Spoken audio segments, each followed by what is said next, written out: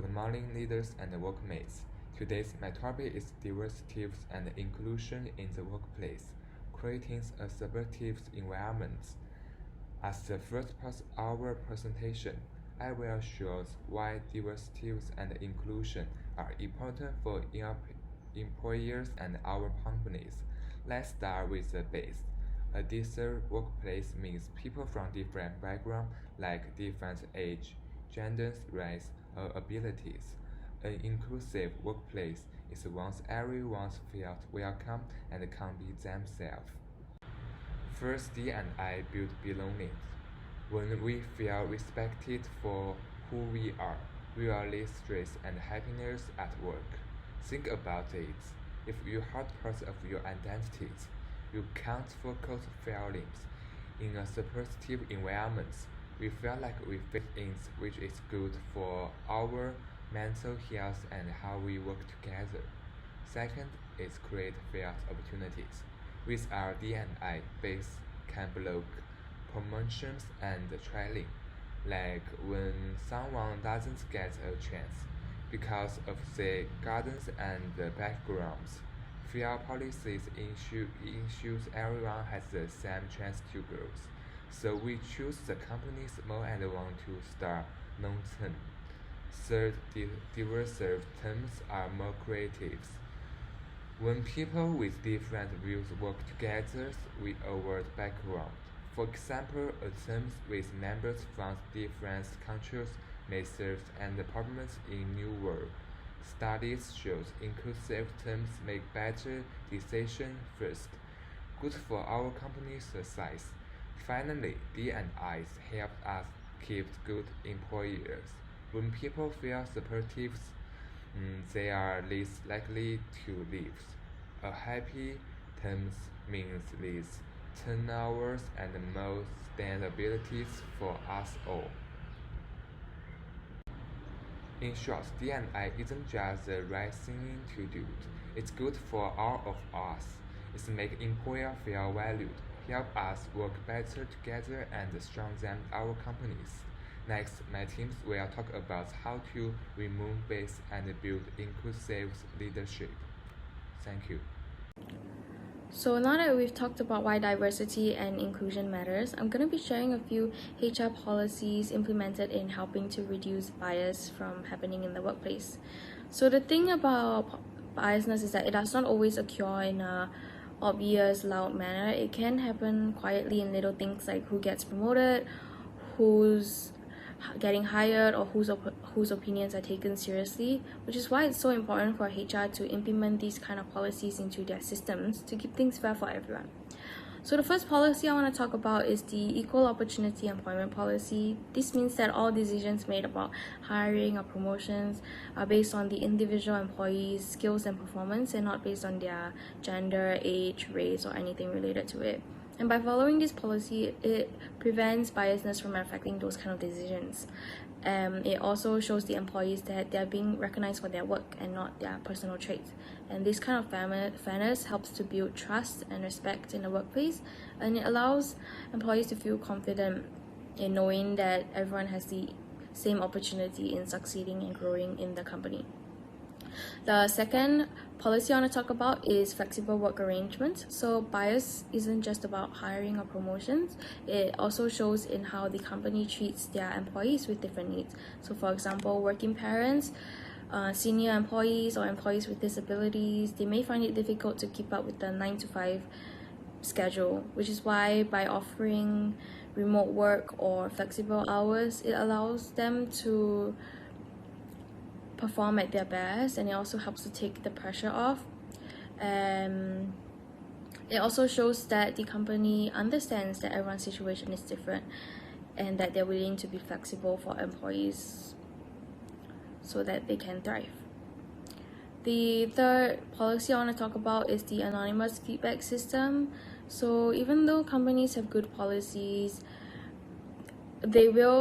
biasness will still occur. It's inevitable, and employees are afraid to speak up about it in fear of facing backlash or being misunderstood, which is why having this anonymous system allows them a safe space to speak up on their concerns, voice out their concerns, and it allows HR to look into it early, spot any kind of patterns, and take action when necessary.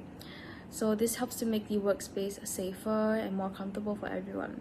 And so when fairness is part of how the company works, when fairness is part of the company's culture, it allows a more positive and productive environment, which is good for the organization because it helps them to meet their goals and objectives. So now I'll be passing it on to the next speaker. Thank you. Why include leadership?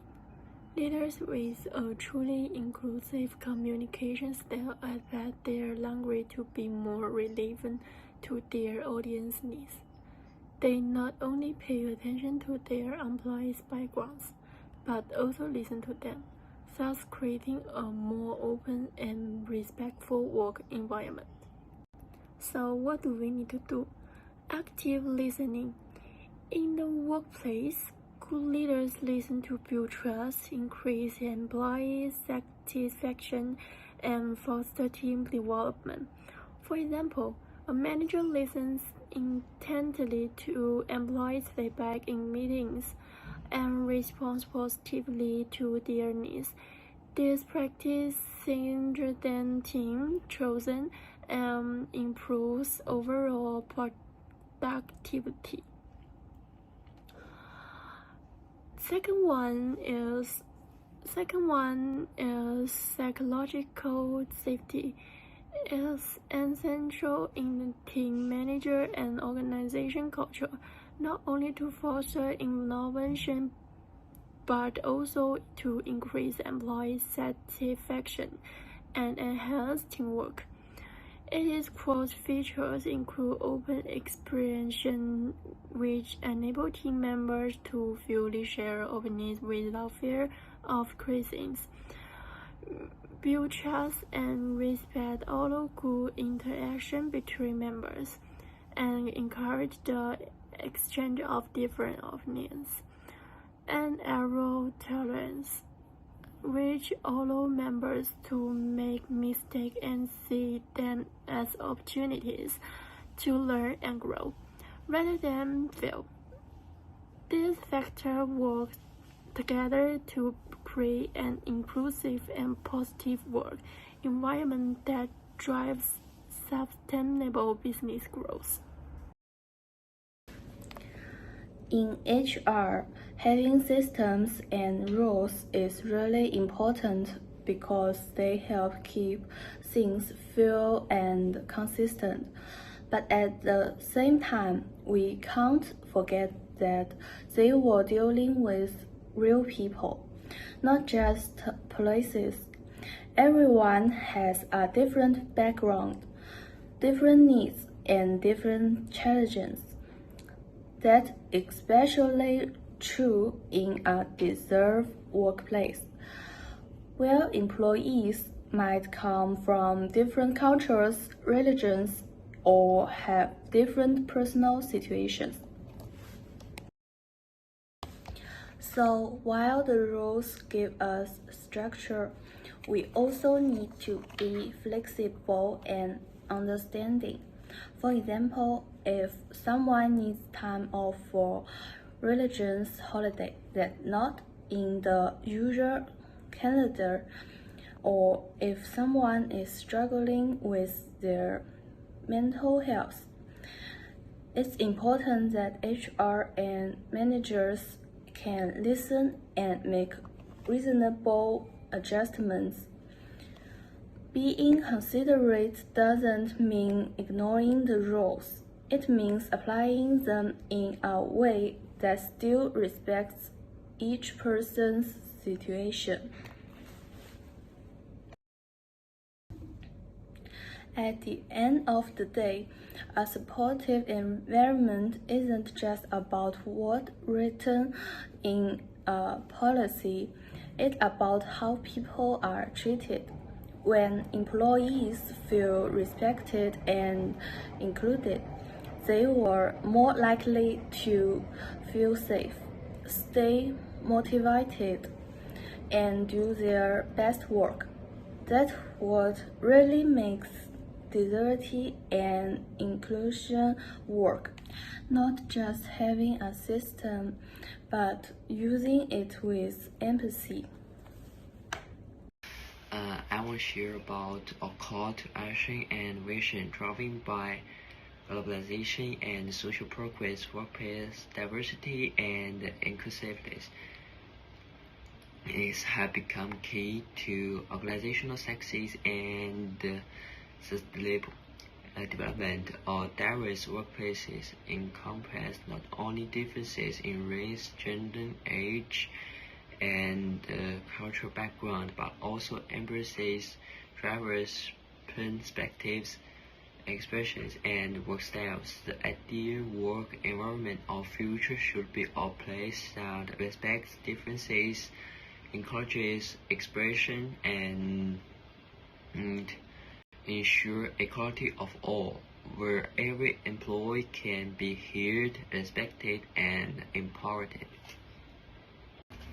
The diversity and inclusiveness are mainly reflected in cultural diversity, gender diversity, and age diversity. Cultural diversity refers to the situation in the workplaces where team members come from different cultural backgrounds such as language, traditions, and values. Gender diversity emphasizes the equal participation for male and female employees in the workplace. It promotes the integration of different gender perspectives. Age diversity involves collaboration among employees of different age groups, for the young new employees to the experienced senior employees.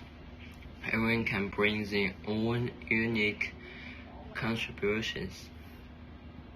I believe that a diverse team can be established if the company can adopt an inclusive recruitment strategy and actively attract teams from different backgrounds to build a diverse team structure, then provide diversity and inclusiveness training and educate employees to understand and respect cultures from different cultures, gender, and abilities. Finally, organize cross-cultural team building activities to promote communication and understanding among team members and enhance the team's cohesion.